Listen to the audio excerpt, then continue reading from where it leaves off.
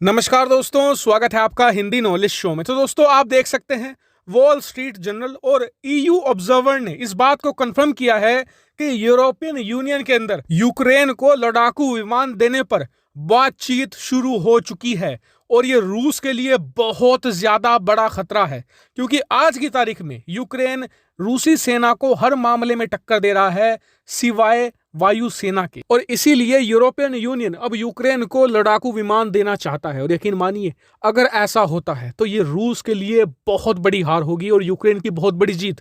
वो ऐसे कि मान लो कल को ही यूरोप यूक्रेन को लड़ाकू विमान दे देता है, उसके ठीक बाद रूस के हवाई हमले यूक्रेन के ऊपर होना बंद हो जाएंगे।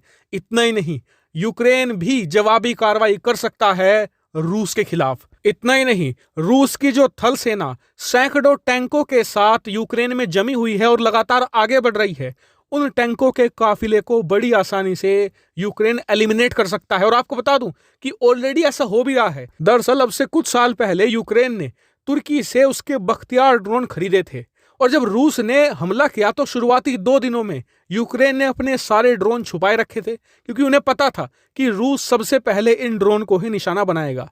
लेकिन अब धीरे धीरे एक एक करके वो ड्रोन निकाल रहे हैं और उन ड्रोन से रूस के जो बड़े बड़े सैन्य काफिले हैं उन पर हमला कर रहे हैं और भारी मात्रा में टैंक और बख्तरबंद गाड़ियों को तहस नहस कर रहे हैं। अब जरा सोचिए, जब ड्रोन से हो रहा है तो सोचिए लड़ाकू विमान से क्या हो सकता है। वहीं एक और खास बात है, देखिए आप सभी जानते हैं कि जब भी कोई नया लड़ाकू विमान आप लेते हैं तो ऐसा नहीं कि आया और आपने उड़ाना शुरू कर दिया। महीनों की ट्रेनिंग होती है, इसके बाद उसके ट्रायल किए जाते हैं, आपके पायलट को सिखाई जाती है सारी चीजें। तो ऐसे में यूक्रेन के पायलट के पास तो इतना वक्त है नहीं कि वो सीखे और फिर रूस पर हमला करे।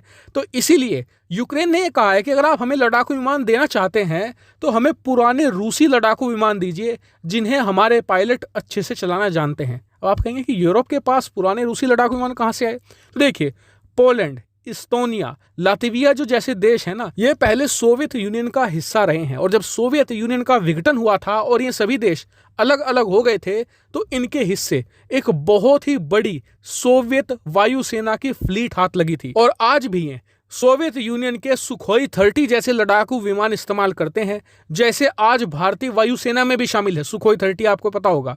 तो यूक्रेन कह रहा है कि आप हमें वो दे दीजिए, उनसे हमारा काम और अच्छे से होगा। तो खैर, ये तो बात हो गई यूरोप की और यूक्रेन की। अब बात करते हैं कि रूस की इसके खिलाफ क्या रणनीति है। तो देखिए, रूस की रणनीति साफ है, जल्द से जल्द कीव पर कब्जा करो और तत्कालीन यूक्रेनी सरकार को हटा दो। जितना ज्यादा देर होगी उतनी ज्यादा यहां पर मुश्किल होगी रूस को और उतना ही ज्यादा नुकसान भी रूस को ही होगा। वहीं आप ये भी जानते हैं कि हाल ही में पुतिन ने परमाणु बम की धमकी दी है।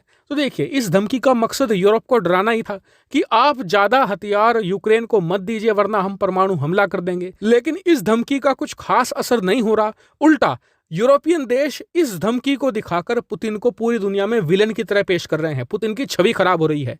ऐसे में मेरे हिसाब से रूस के लिए बेस्ट चीज तो यही है कि ज्यादा से ज्यादा सैनिक यूक्रेन में भेजे, यूक्रेन को आउट नंबर किया जाए, वरना ऐसे यूक्रेन को हराना बहुत मुश्किल होगा। और जितना जल्दी हो कीव को कब्जा ले, वरना पुतिन बहुत ही ज्यादा बुरी हार झेलेंगे यूक्रेन में। क्योंकि आप सभी जानते हैं कि इतिहास में आज तक गुरिल्ला वारफेयर का कोई तोड़ नहीं रहा है। हालांकि फिलहाल इस वीडियो में इतना ही। Thank you very much for watching.